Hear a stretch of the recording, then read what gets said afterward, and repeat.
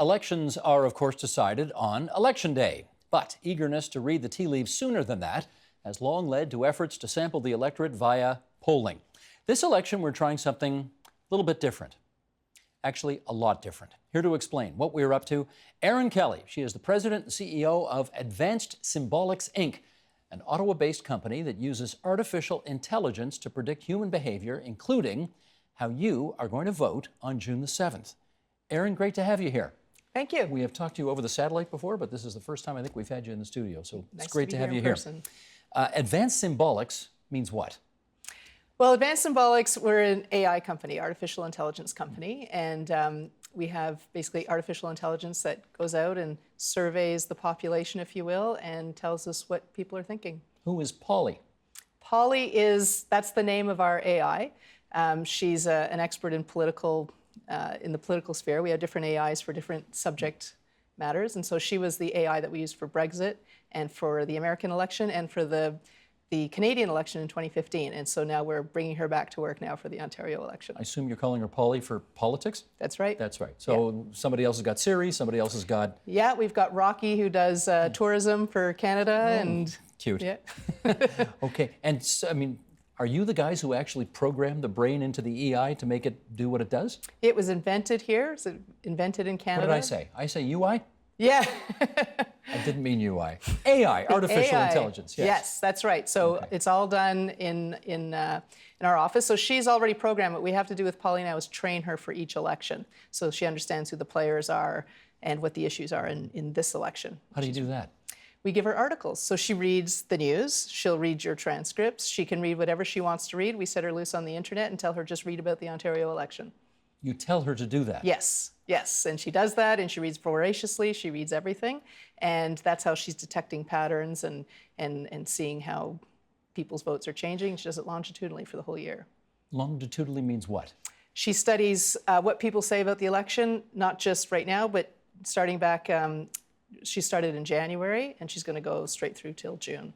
I don't know how you measure this, but I guess in like bits or bytes or something like that. You have any idea how many bits or bytes of information she's got it in her to figure all this out? It's pretty unlimited. Mm-hmm. The way she does it, she looks at topic models. So it's not keywords, it's topics, because words have different meanings.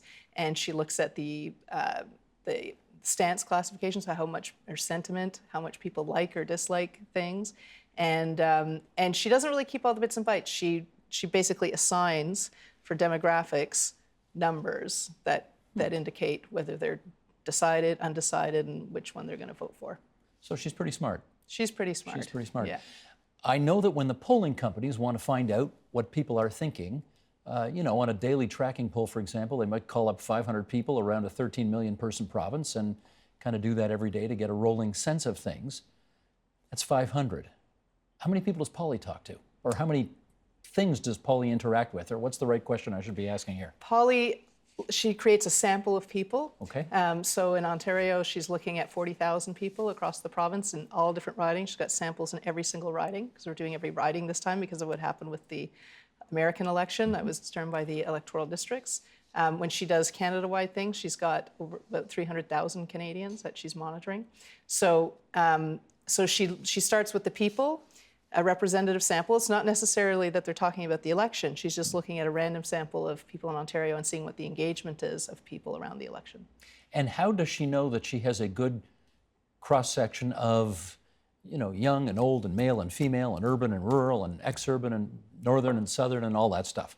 Well, she's able to tell through various analytics what ridings people are in. So that's how she knows the urban and rural and what have you.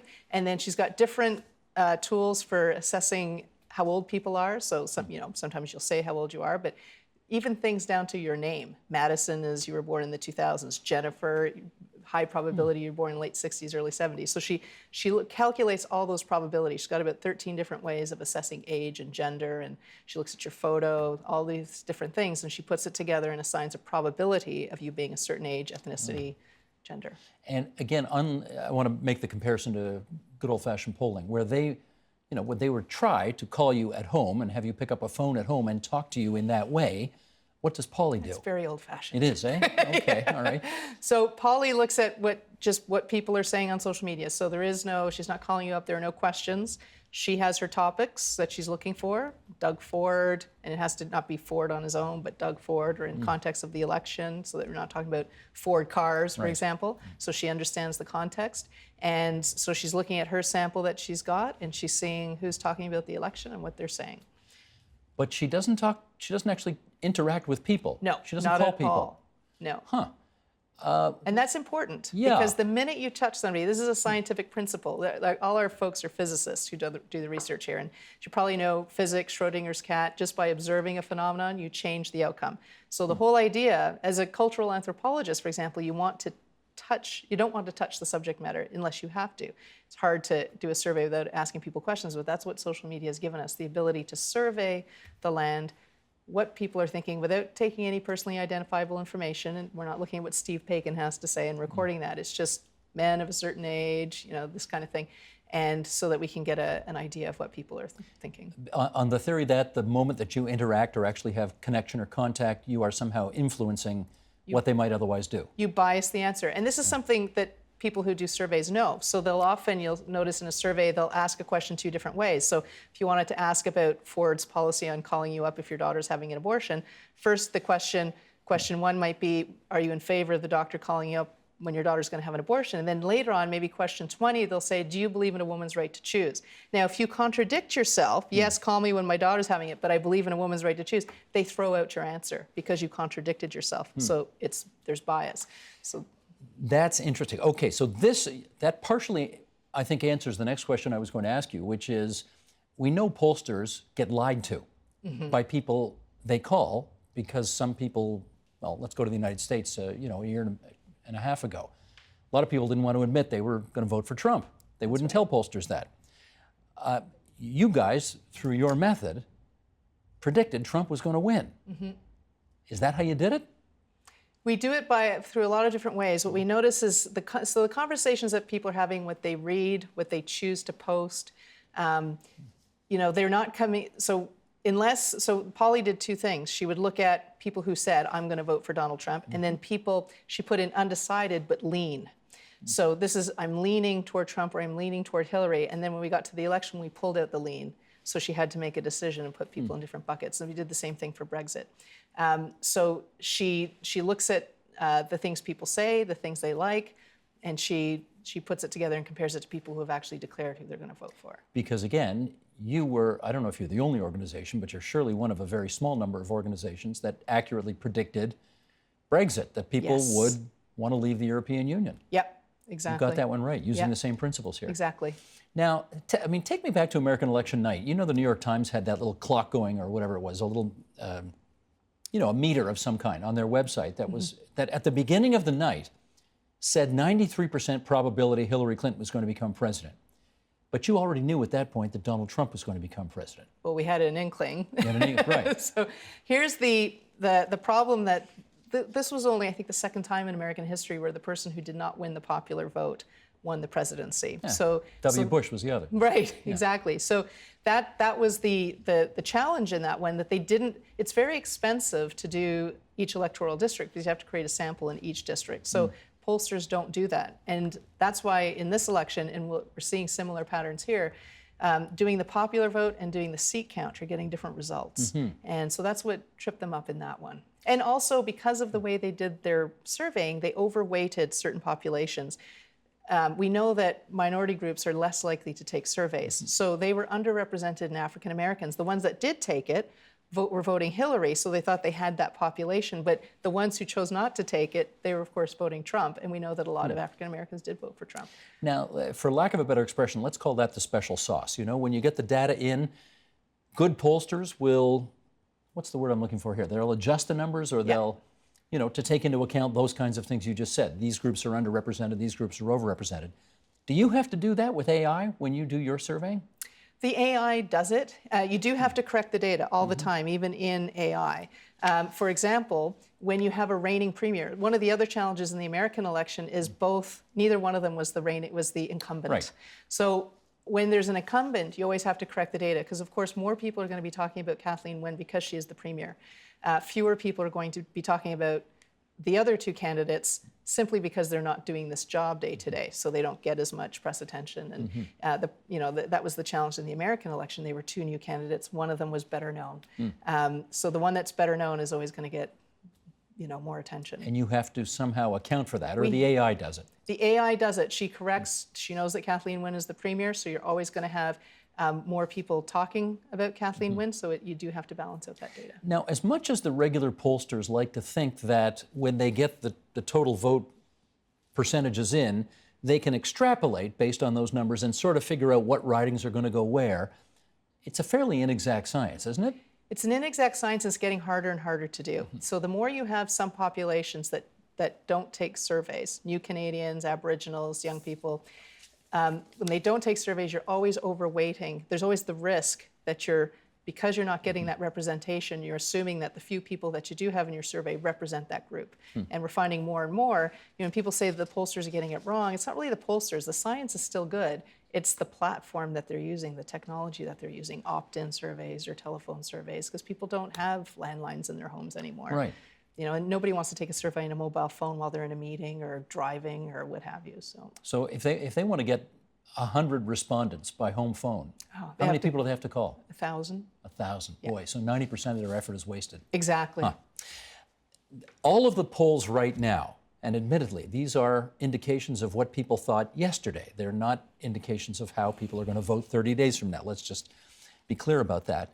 But everyone at the moment saying Ford, Horwath, Wynne. 1, 2, 3. Is that what you say? Is that what Polly says?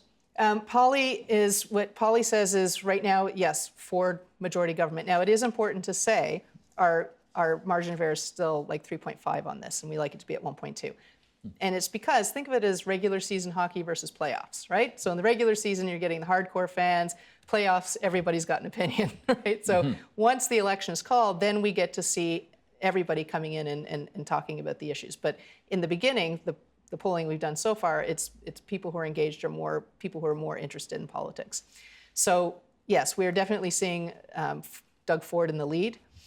In the popular vote, we're seeing Kathleen, up until the debate that happened this week, we had Kathleen Wynne in number 2 for the popular vote, but Andrea Horwath in the seat count, because Andrea Horwath's support is more clustered into ridings. She's got a more efficient vote. She's got a much more efficient vote, and largely because the dental plan's really working for her. It's really working in those ridings because of the way we draw ridings. We draw ridings according to boundaries where we want to make sure underrepresented groups have their own representation. So, areas where the income is lower, will be a riding here, and we'll group people according to income, according to urban and rural, so that the rural always gets represented, First Nations, so they get represented. So when you have an issue that appeals to people in ridings as a riding issue, then you're more likely to get that clustering. Well, let's pursue that. If Horwath and the NDP equal Dentacare, that's what you're picking up, or what Polly is picking up, Wynne equals what, Ford equals what at the moment? Doug Ford is tax savings. He is 100% getting, and he really distinguishes himself that way. The other two have the social programs. So we've got Andrea Horwath with dental care and a daycare plan, and we've got Kathleen Wynne with a daycare plan, but not so much on the other kind of social programs. So her vote is more spread out. But the other two are really competing on social programs, whereas Doug Ford has a clear, I'm going to save your taxes agenda. Yeah, so if you want your taxes lowered, you got one place to go. If you want more social programs, you got two places to go. That's right. So this is a classic let's split the vote situation. Exactly. So that clearly puts the government in a tougher spot than it does the other two parties, right? Absolutely. So far I'm on the right track. Okay, I'm getting the hang of this here. Now, the Liberals have their fully costed program. Whether you like it or don't is another question, but there it is in the budget. It was passed just the other day, and it's now the law of the province. The NDP brought out, I think, 3 weeks ago or so already, 2 or 3 weeks ago, a fully costed program as well. The PCs have not. That's right. Does Polly pick up any sense that the public is perturbed about that? They don't appear to be at the moment, no. Do we know why? Well, we don't know why right now. It's basically that his tax saving program is really appealing to that population. They feel that the Liberals, he's definitely appealing to the group that feels the Liberals misspent over the last term. And, you know, I think they just want change, and nobody's really inquiring about for the people, for the members of the media who are demanding that the PCs bring out a platform, a fully costed platform, the PCs obviously know what you know, that the public is not all that, you know, they're not banging the doors down to, they're not fussed about it. So we probably ought not to expect that we're going to see anything anytime soon. Well, I don't know. I'd have to ask the PC party. I'm not in with them, but Okay. I think that they're doing fine as they are right now. So until we see a sea change and people wondering how, for instance, the transit infrastructure is going to get built out without a carbon tax. Which the other parties may point out. Right. Right. Young people, who do they favor at the moment? Doug Ford. They do? Yeah. Really? Yeah. And you wonder about that because typically we don't think of young people voting conservative, but this is a different kind of conservative. He's a populist leader, anti-establishment. You know, when he talks about the $6 million man and he's going after the elites, and that, from what we can see, appeals to young people. They also like the fact that he's taking matters into his own hands. He's got his Ford Nation TV. That's appealing to this demographic. So, whereas older generations might think, well, that's a little bit off, you know, that... I only think it's... listen, I'll confess I'm a little bit surprised by that, only because the government has been offering, you know, free post-secondary education for lower-income households, which you would think would be appealing to young people and their parents. The NDP has something on offer related to debt forgiveness, you know, for post-secondary education. And yet Ford has been silent on that, and yet he's the guy for them. Yep. So far. Yeah, I think that we haven't seen that they're focused on those social programs. They're focused on change. Okay. What does the data tell you about what the number one issue for the broadest swath of voters is right now? Anything around energy and taxes seems to be really, every time Mr. Ford, he's got sort of the triumvirate, right? He's against the carbon tax, he's going against the Ontario Hydro. There's a definite theme there that he's tapping into that is really resonating, and he must know that because all he has to do is bring that conversation back to energy and taxes, and that's a win for him. He did point out in the leaders' debate on City TV on Monday that Ontario is, we've heard this over and over, the most indebted subnational jurisdiction anywhere in the world. And our debt now is, I think, $312 billion or something like that. What does Pauly say about whether people care about that? Oh, they care about that. They care about being that in debt? Yes. Okay. Yeah. Is it a voting issue for them? Oh, yeah. It's definitely a voting issue. The whole debt, taxes, I would say that's the biggest voting issue, and that's why people are pushing for this change. What does Pauly have to say about people's feelings on whether taxes can go up a bit or down a bit or status quo or what? Well, from what we've seen, it needs to be status quo or down. I don't think people have an appetite in Ontario for taxes going up. Even a carbon tax to presumably fight climate change. The carbon tax is not popular. So, Doug Ford is on the right side there if he wants to get votes. The Premier the other day, or I guess it's last month already now, was saying Doug Ford equals Donald Trump, but Kathleen Wynne does not equal Hillary Clinton, and I'm not going to let him do to me what Donald Trump did to Hillary Clinton. So I should ask you, what does Pauly say about how the voters see Doug Ford, and does he equal Donald Trump? We think that there's a possibility there. It is trending. So we have about 13% of the population that's discussing the election right now are comparing Doug Ford to Donald Trump. Now, of those, about 70% are committed NDP Liberal supporters, but there's still 30% who are undecided and are open to voting PC, and this is causing them to waver. So we do think as more people join the conversation, this might become an issue for Doug Ford because Donald Trump is unpopular. He is unpopular in Canada. In Canada and in Ontario. And in Ontario.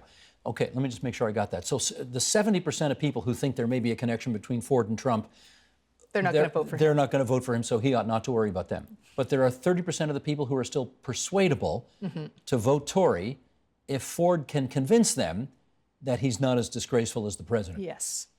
Okay, got it. Where are we going next here? Okay, like this is day one, right? We're here on day one of the election campaign, 29 days to go. Are people talking about provincial politics out there at all? They are, and what really helped spur the conversation was, what happened earlier this year with the change in leadership, the Patrick Brown debacle, bringing in a new leader. So that definitely has got people talking more than I think we would be seeing up until now, because people are engaged, and it's a lot more exciting now than it was, say, in January. So we definitely have a good slew of people talking about it. But I think because of the new leader, because of the change, and that's why we don't have the confidence interval yet, even though we're seeing a clear trend of the PCs. We're not ready to call the election because we don't have everybody in, and because people are still making their decisions with a new leader. Hang on, you're not ready to call the election. You're going to call under other circumstances, you would call an election before the campaign's even begun? If we can, we've never called an election before a campaign has begun, but we call an election when we get the confidence down to, say, 1.2, 1.5. Margin of error. Margin of error. That's when we're ready to call an election, and we're not ready to do that now. What is the earliest you have successfully called an election? We called the federal Canadian election 1 month ahead of the election, almost to the day. In September 18th, we called it, and the election was October 19th, I believe. So that one was a clear Liberal majority government. And the funny thing was, 3 weeks before the election, there was still, they were looking at 6 pollsters, and they were all saying it was going to be Harper. 3 of them said that Trudeau didn't have a chance. I was just going to say, my recollection of what the poll said a month out was 30-30-30. I mean, it was basically the closest three-way tie I've ever seen in my life. Yeah, we saw a clear breakaway from Mr. Trudeau after the Monk debates, yeah. That's not bad. Well done. Okay, but just to be clear, you're not saying that this time. You're not prepared to forecast yet. We are not calling the election right now. And you're not calling the election right now because what? 2 reasons. Polly is not seeing enough of the population engaged in conversation. Okay. And therefore, the confidence interval is at 3.5. And she still feels that because of what I discussed earlier, some of the reticence about the new leader, people are still wavering a little bit. When we see sometimes some news items, like when the budget came out, and he said each families in Ontario are going to be taxed $1,000 extra, his popularity went down quite a bit, only for a week, because it wasn't true. And it only went down for a week, so people bounced back. But that made Polly think, well, how committed, are people to voting for this party at the moment? So we can still see, because it's wavering, she wants to see more solid numbers for a longer period of time. How long do you think that'll take? I don't think it'll take too long. So a week or two? Let's check back in, I'd say 2 weeks. Okay, we're happy to do that. Because we've had one debate already, so she was able to assess that. Northern debate on Friday, which might have some influence in Northern Ontario. Yeah, having these data points, because when we have a debate, more people listen. Now, the debate that happened this week, I know it was a Toronto debate, but it was mostly people from Toronto watching with a few people from Ottawa. It didn't get a lot of the province engaged. I got 30 seconds left to ask what must be a very obvious question, which is, if your methods, which seem to be so much more sophisticated and impressive than regular pollsters' methods, are, why isn't everybody doing this now? Well, I think more and more people are moving into AI and analytics to do their election polling. I think we're definitely seeing that shift. Because the online and the phone polling is just not going to cut it anymore. No, it's too much opt-in. We're not getting a representative sample doing those. Fascinating. We are going to see you throughout the course of the campaign and on election night as well, the 7th of June. Yep. So this is going to be terrific. Thank you very much. Thanks, Steve. That's Erin Kelly, CEO of Advanced Symbolics. They use artificial intelligence to predict human behavior, including how you're going to vote on the 7th of June. Thanks, Erin. Thank you.